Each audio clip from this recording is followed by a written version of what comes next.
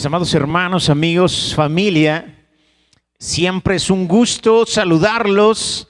Permítame, como cada 8 días, darle la bienvenida a la lectura de las Escrituras versículo a versículo. El día de hoy iniciamos con el capítulo número 7 de la epístola del apóstol Pablo a los Romanos. Así que le pido que tenga su Biblia a la mano y que juntos empecemos a leer versículo a versículo.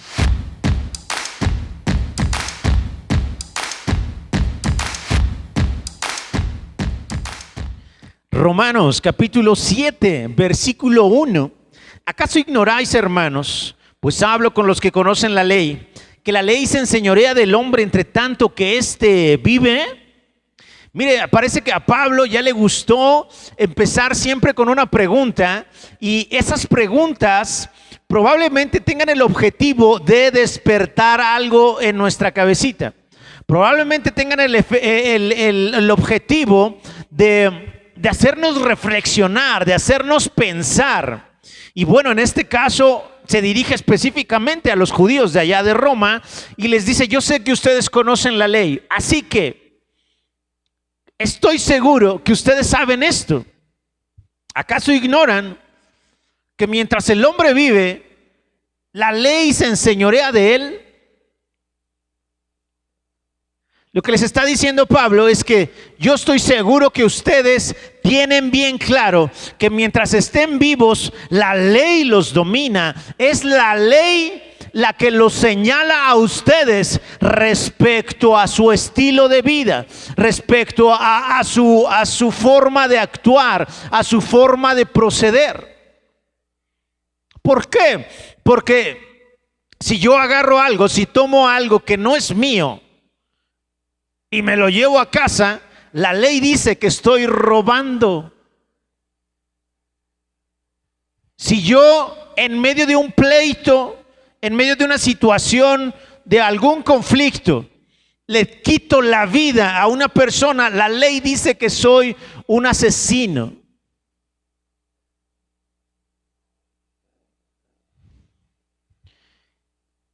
Si en medio de una discusión con alguien, con quien sea, decido decirle una mentira, la ley dice que soy un mentiroso. La ley entonces se enseñorea de mí, porque cualquier cosa que yo haga, la ley va a señalarme y va a decirme: tú eres esto. Pablo lo que les está diciendo es justo esto. Mientras estamos vivos, la ley tiene dominio completo sobre nosotros. Y si fuera difícil de entender esto que está diciendo Pablo, él trata ahora de explicarlo con una ilustración. Usa el matrimonio para tratar de explicar lo que acaba de decir en el versículo 1. Mire, versículo 2. Porque la mujer casada está sujeta por la ley al marido mientras éste vive. Pero si el marido muere, ella queda libre de la ley del marido. Así que, versículo 3, si en vida del marido se uniere a otro varón, será llamada adúltera. Pero si su marido muriere, es libre de esa ley, de tal manera que si se uniere a otro marido, no será adúltera. Entonces ya Pablo nos está diciendo: oigan, acuérdense, mientras ustedes estén vivos, la ley se va a enseñorear de ustedes. Así que prácticamente lo que está diciendo Pablo es que la única forma que me puedo desligar o librar de la ley es muriendo. Entonces toma este ejemplo del esposo y la esposa, y bueno, no sé por qué Pablo usó a la mujer como ejemplo para el adulterio, pero mire, para que no se sienta mal ni nada, yo voy a usar al hombre. Imagínense que en el matrimonio el hombre decide equivocadamente, obvio, tener una relación con otra mujer que no es su esposa. En automático la ley dice que él es un adúltero. Ahora, el otro escenario que pone Pablo es, imagínate que ese mismo hombre inicia una relación con otra mujer, pero antes su esposa ya había muerto. Si él empieza a tener una relación con otra mujer que no era su esposa, dado que su esposa murió, ya no podemos llamarle adúltero, porque cuando su mujer murió, él quedó libre de la ley que lo gobernaba o que se enseñoreaba de él. Así que si él comienza una relación con alguien más, bien puede hacerlo. No tiene ningún problema porque la ley no se lo prohíbe. Entonces, mire, esto Pablo ya no lo explicó en los capítulos anteriores. Lo que Pablo nos dijo antes es que la ley lo que hace es mostrarme mi condición de pecado. Es la ley la que me señala a mí como adúltero, como mentiroso, como asesino, como avaro, como infiel.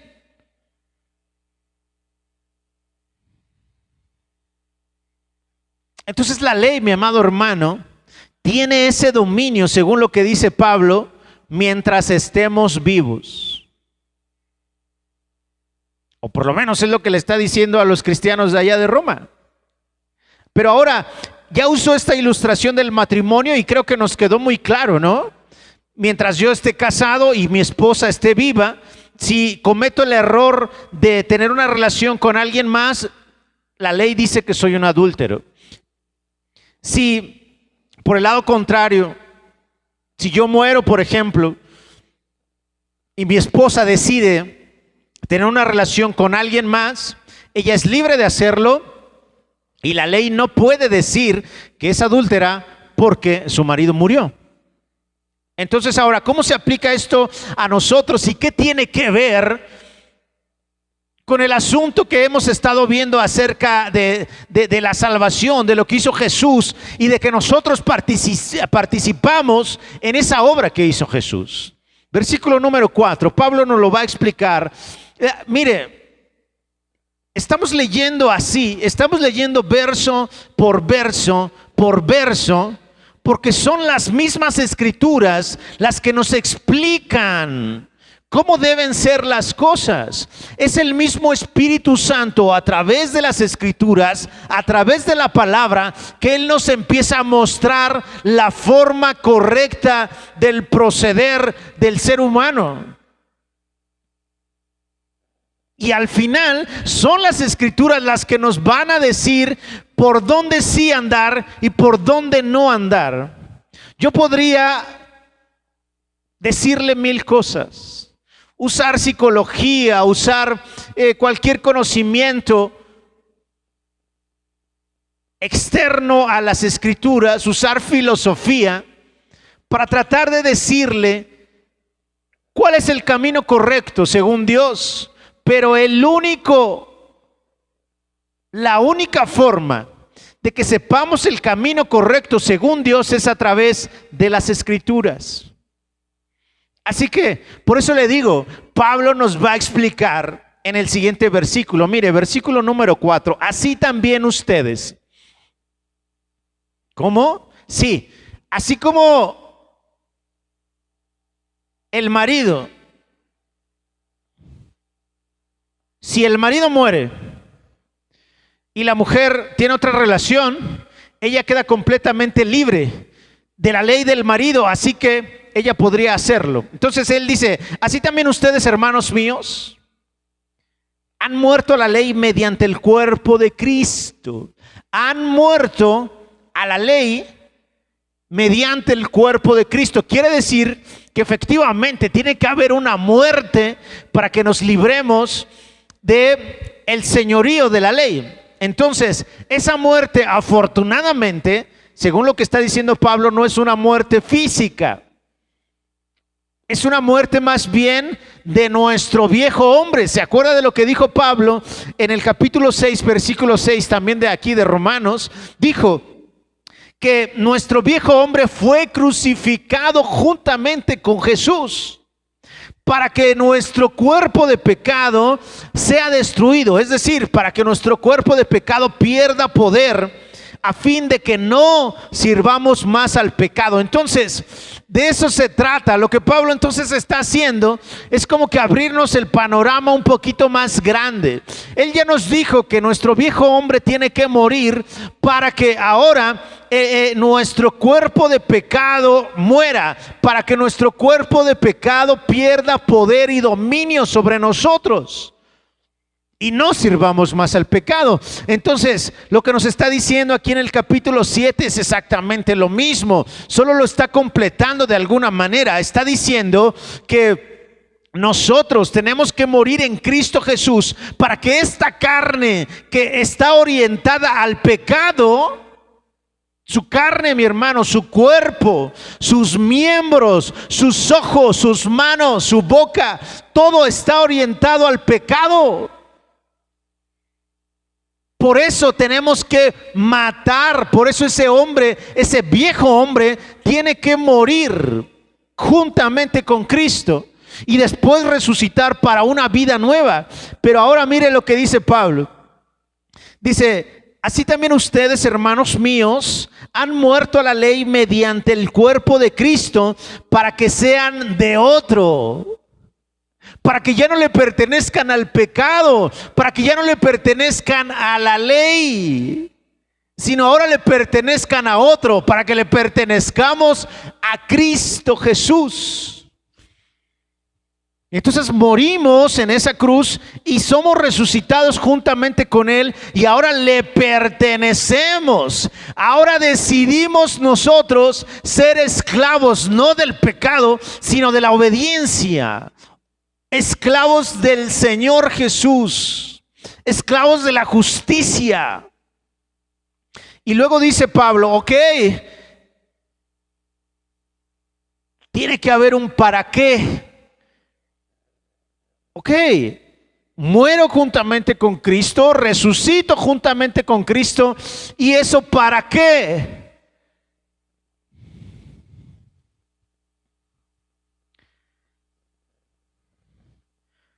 Primero dice: para que seáis de otro, para que ya no seamos del pecado o de la ley, sino para que seamos de Jesús, de la obediencia, de la justicia, para que seamos de aquel que resucitó de los muertos. Y además, fíjese, a fin de que llevemos fruto para Dios.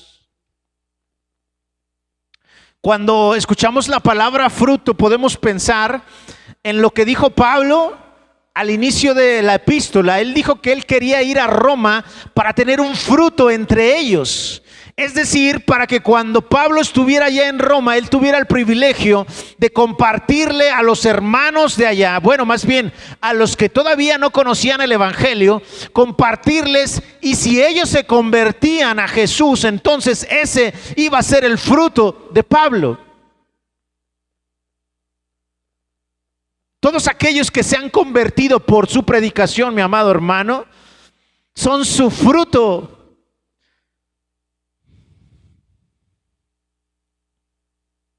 Entonces escuchamos la palabra fruto y nos podemos dirigir, podemos pensar en eso que dijo Pablo al inicio de la epístola. O también podríamos pensar en lo que dijo Jesús respecto a los árboles: por sus frutos los vas a conocer. O también podemos pensar en lo que mismo Pablo dijo allá en Gálatas 5, hablando de las obras de la carne y de los frutos del Espíritu. Entonces, esa nueva vida podría tener que ver con todo esto junto. Esa nueva vida que nos va a hacer dar frutos para Dios podría tener que ver con todo lo que le acabo de explicar respecto al fruto. Podría tener que ver con que si ya fuimos resucitados juntamente con Él, ahora nosotros debemos compartir el mismo mensaje para que esa persona que reconozca a Jesús sea un fruto mío.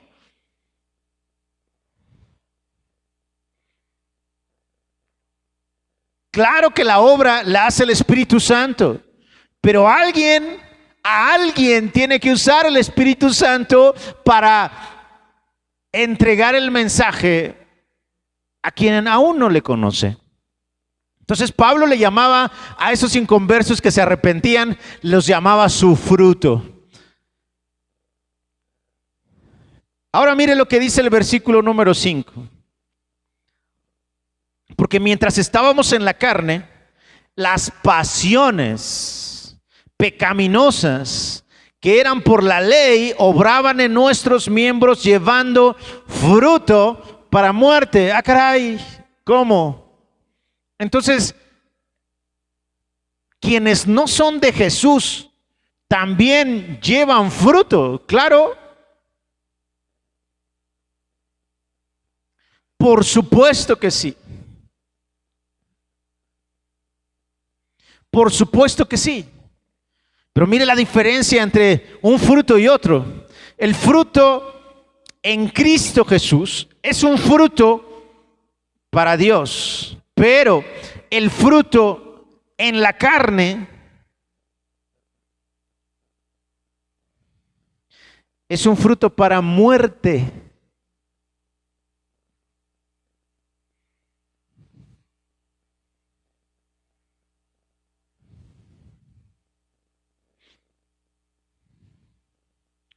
Acompáñame a Gálatas 5.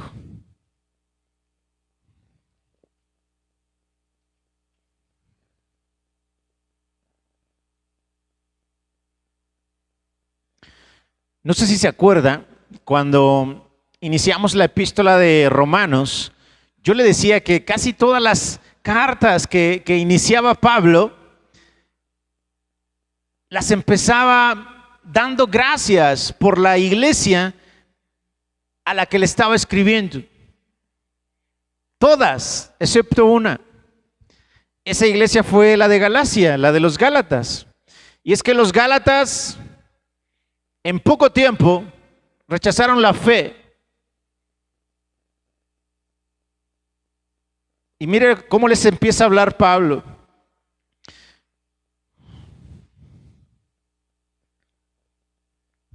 Capítulo 5 de Gálatas, versículo número 16. Digo pues, anden en el Espíritu y no satisfagan los deseos de la carne.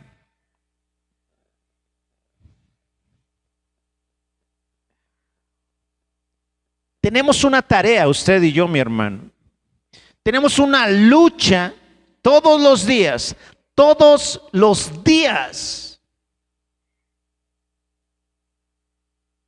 No porque vengo a la iglesia, porque leo y porque oro, porque canto bonito o feo, no importa. No por eso significa que ya no tengo que estar peleando con ese viejo hombre que de repente como que quiere levantarse y volver a tomar el control de nuestro cuerpo, de nuestra vida, de nuestras acciones.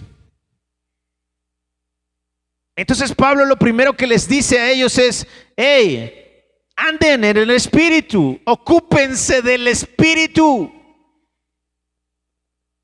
Si no te ocupas del Espíritu, seguramente la carne, tu cuerpo, tus miembros te van a llevar, te van a jalar hacia el pecado, hacia las obras de la carne. Entonces, por eso Pablo nos invita a eso. Anden en el Espíritu, ocúpense del Espíritu, oren, busquen a Dios, lean las Escrituras. Y pónganse firmes.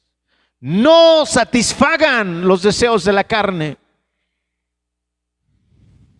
Porque el deseo de la carne es contra el espíritu y el espíritu es contra la carne, y estos se oponen entre sí para que no hagan lo que quieren. Pero si son guiados por el Espíritu, no están bajo la ley. Está reafirmando lo que ya nos dijo en Romanos. Si ustedes andan en el Espíritu, no están bajo la ley. Y ahí les va. Y manifiestas son las obras de la carne. Ouch.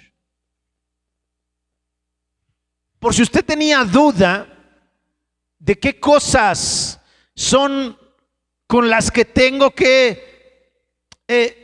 a las que tengo que evitar satisfacer, Pablo nos hace una pequeña lista. Mire,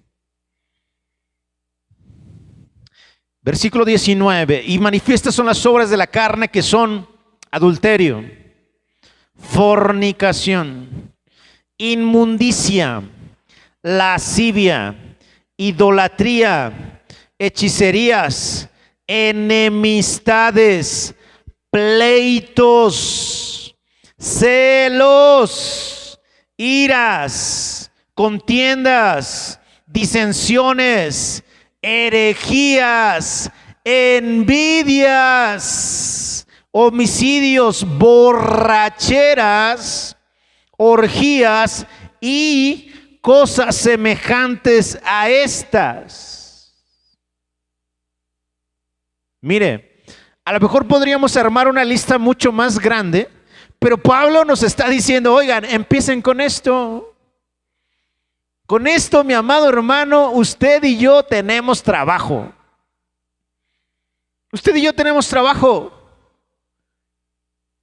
Tenemos que dejar a un lado, a lo mejor no estamos en adulterio, a lo mejor no en fornicación, a lo mejor no en hechicerías, pero ¿qué tal enemistades? ¿Qué tal pleitos? ¿Qué tal celos?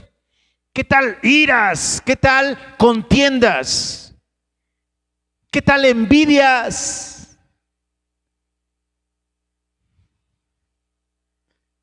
No satisfagamos los deseos de la carne.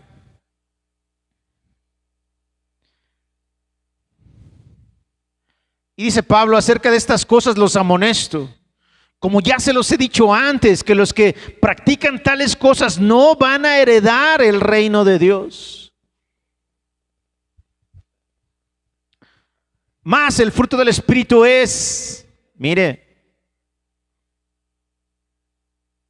ya sabemos las cosas a las que les tenemos que decir no, aunque nuestra carne diga sí, nosotros en nuestro espíritu tenemos que decir que no. Ahora, eso de estar peleando con esas cosas, yo ya se lo había dicho, es casi imposible. Mientras no muramos, mientras nuestro viejo hombre no muera en la cruz juntamente con Cristo, esto va a seguir siendo una lucha constante, donde esos deseos de la carne nos jalan y ahí vamos.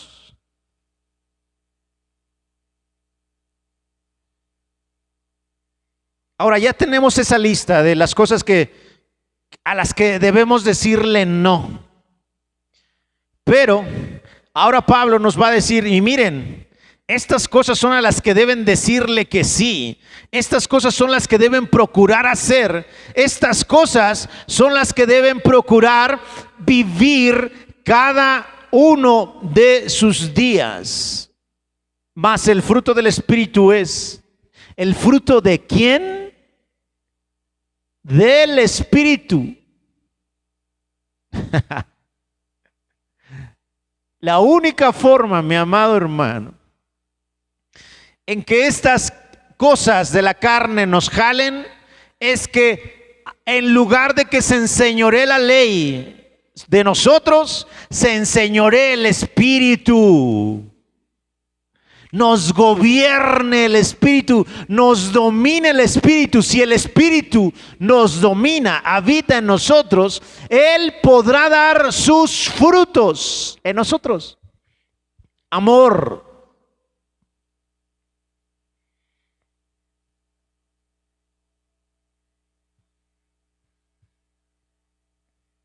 amor,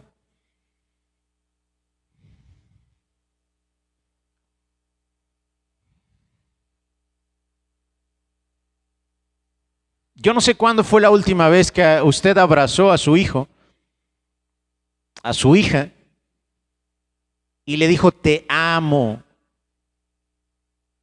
Yo no sé cuándo fue la última vez que usted abrazó a su esposa, a su padre o a su mamá, y le dijo, te amo.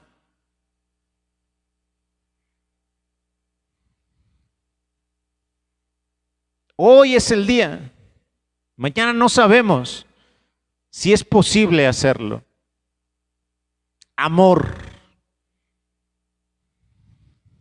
gozo, paz. ¿Cuánto necesitamos esa paz en estos últimos tiempos, en estos últimos días? Benignidad, paciencia, benignidad, bondad, fe, mansedumbre, templanza. Contra tales cosas no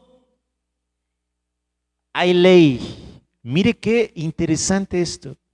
Contra tales cosas no hay ley. Sí hay ley para señalar al adulterio, pero si usted ama, si usted tiene paz, si usted es bueno, si usted tiene fe, si usted es manso, no hay ley que le recrimine eso. Contra tales cosas no hay ley.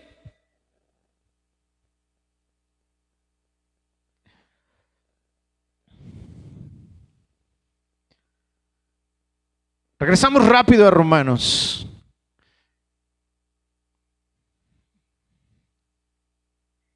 Entonces Pablo dice que morimos a la ley mediante el cuerpo de Cristo, a fin de que llevemos fruto para Dios. Porque antes, dado que estábamos en la carne, dábamos fruto, pero para muerte.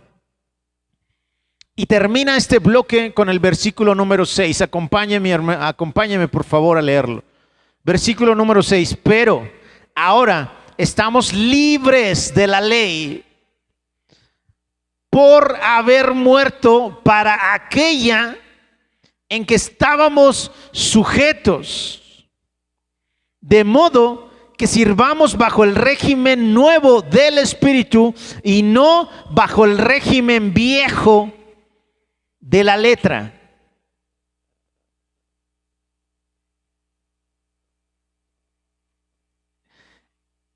Que parecieran palabras muy sencillas, pero el mensaje que está dando Pablo es demasiado fuerte y demasiado directo y demasiado confrontante. Nos confronta con nosotros mismos. Porque si le dijéramos a Dios, como el rey David le dijo en algún momento, le dijo: examíname, evalúame, dime en qué estoy fallándote, examina mi corazón. Imagínese que Dios nos dijera: es que tú eres esto y esto. Afortunadamente, mi amado hermano,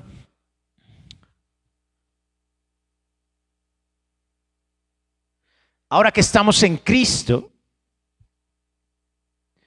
todas estas cosas, las obras de la carne, tienen que ir desapareciendo en la medida que nosotros andemos en el Espíritu. Y andar en el Espíritu, no se imagine una cosa mística, no se imagine que usted tiene que estar de rodillas 5 horas diarias o que tiene que levantarse diario a las 5 de la mañana para orar al Señor. O que tiene que leer la Biblia completa en un par de semanas, en unos meses. La espiritualidad no tiene nada que ver con eso, mi amado hermano. La espiritualidad tiene que ver con amar a Dios con todo nuestro corazón, con toda nuestra mente y con todas nuestras fuerzas, de tal manera que cada decisión que tomemos esté orientada a darle la honra y la gloria a nuestro Dios. Y eso lo podemos lograr única y exclusivamente con la ayuda del Espíritu Santo en nosotros.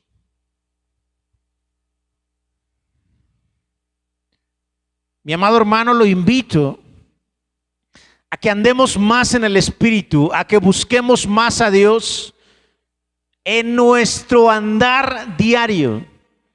Que ahí con su familia, si usted siente que está ardiendo en enojo, pues que tome la decisión de frenar ese enojo. A lo mejor salirse tantito a respirar y regresar. Eso, mi amado hermano, eso es mucho más espiritual que otros ritos y rituales que hemos aprendido a través del tiempo. Es más espiritual amar a mi amigo, a mi vecino, a mi padre, a mi madre, a mis hijos. Eso es más espiritual que venir a arrodillarme en este lugar y después salir y ni siquiera hablarle a mi familiar. Andemos en el Espíritu. No significa que tengo que estar metido en la iglesia. Significa que tengo que sacar la iglesia a donde quiera que voy. Le invito, mi amado hermano, y me pongo el reto yo mismo, a que andemos más con el Espíritu. Es decir, que el Espíritu nos acompañe en donde quiera que andemos. Que el Espíritu nos acompañe en lo que expresemos. Que el Espíritu nos acompañe en lo que decimos, en lo que hacemos.